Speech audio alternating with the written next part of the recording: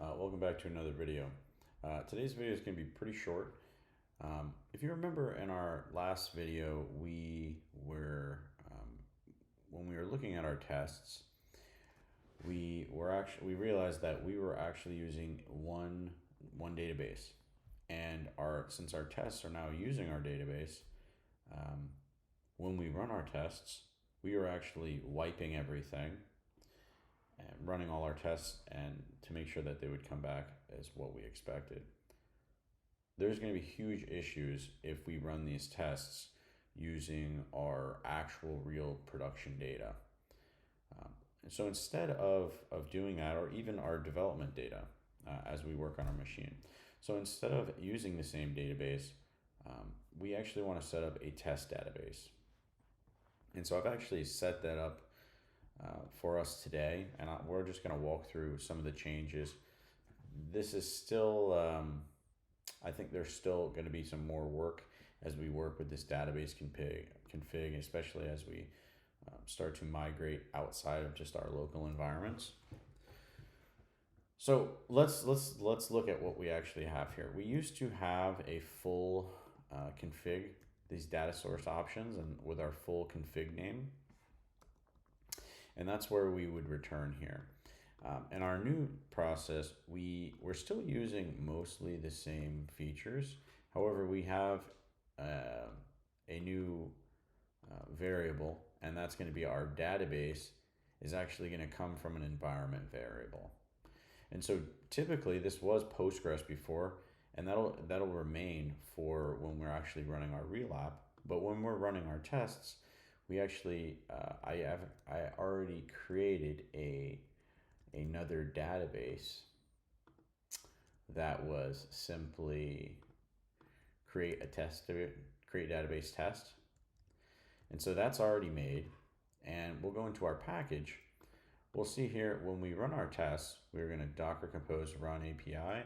That's going to spin up our database instance, our main database, or spin up Postgres.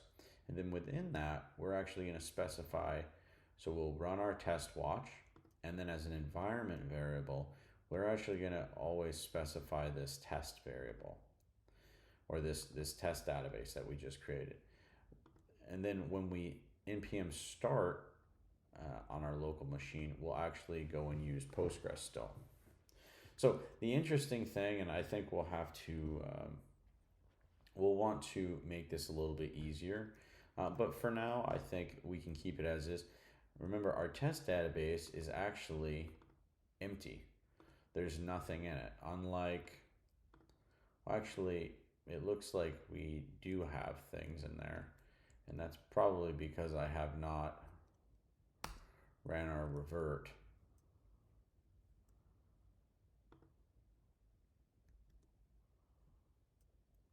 Oh, the interesting thing is actually, if we come here and when I revert, let's see what's actually coming back now. This is using this source database, and we don't actually have a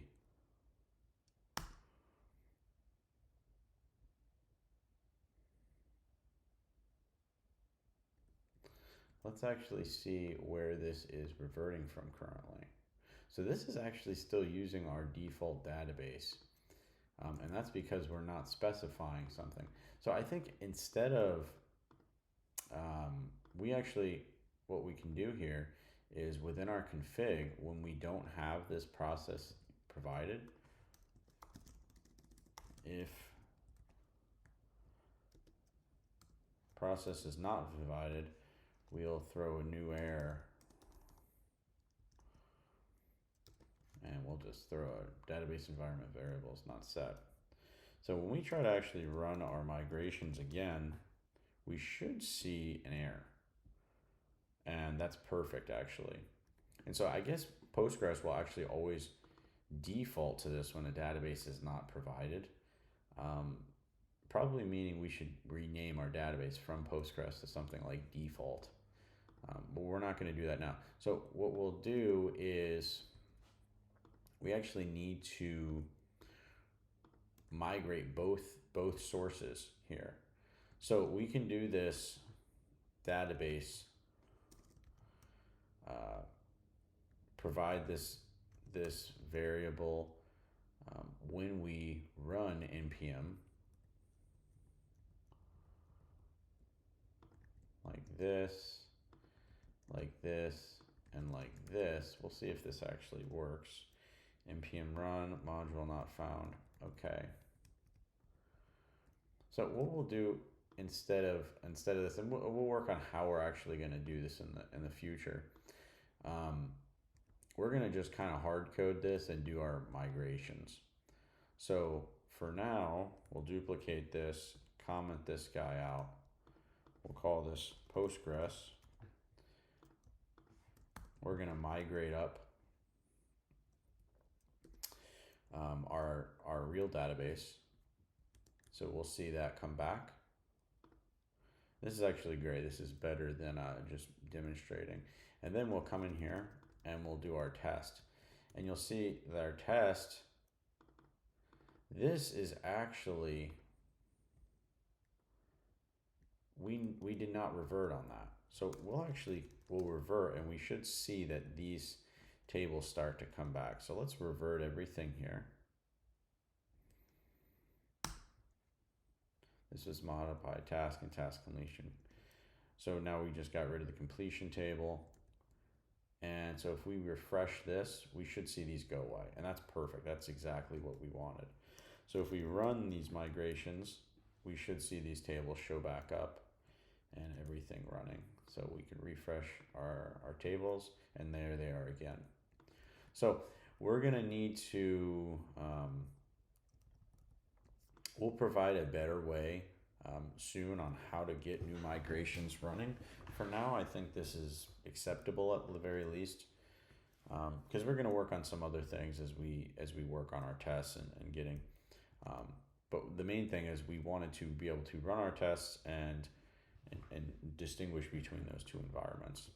So coming back, we've got our new tables, and what we'll do is we can actually also just run our tests just to make sure that things are looking good.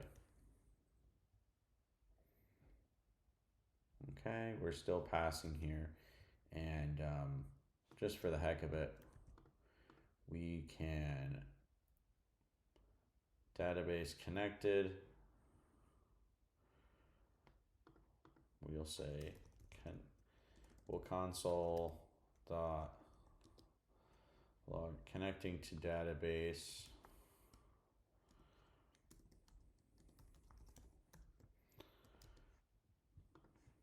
And then we'll put in the process M database.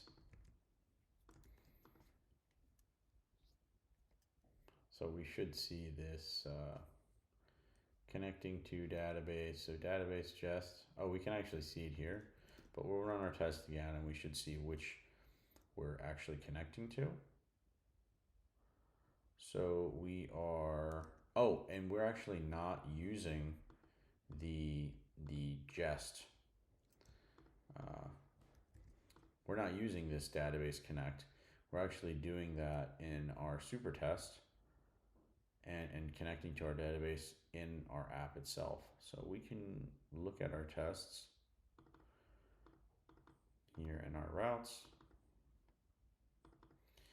the top of our test, and we can actually just kind of echo this out. We'll take this out after, but this is just to verify. So connecting to database test, we'll see that. And if we come over to, and we want to start up our entire package, we will do a Docker compose run. Let's go into our full project. Docker compose up, not run. Okay, cannot find module database. Okay, so for whatever reason, our task route is complaining about our database. Saying in module is not found.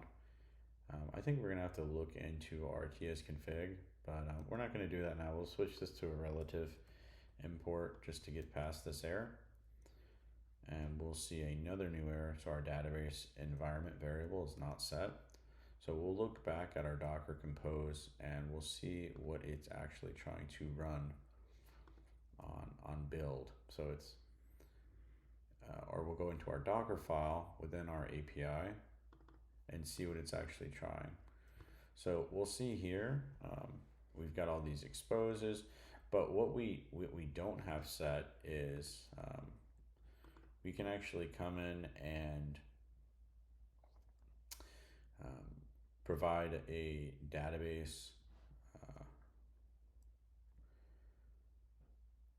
We'll call it we'll just call it the database name, and we're going to call this Postgres.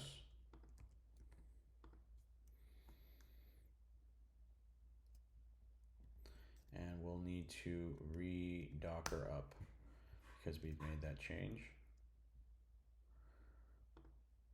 And now it's saying cannot find modules entities.task. And so it's still complaining about these relative paths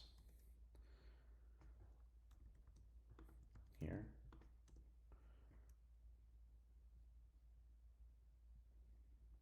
Okay.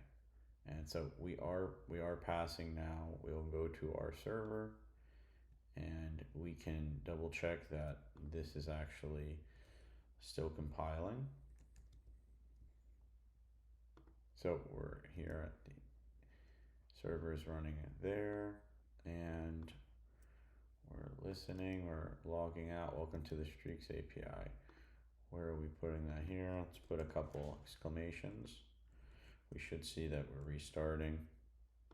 We refresh, clean exit, waiting for changes to restart.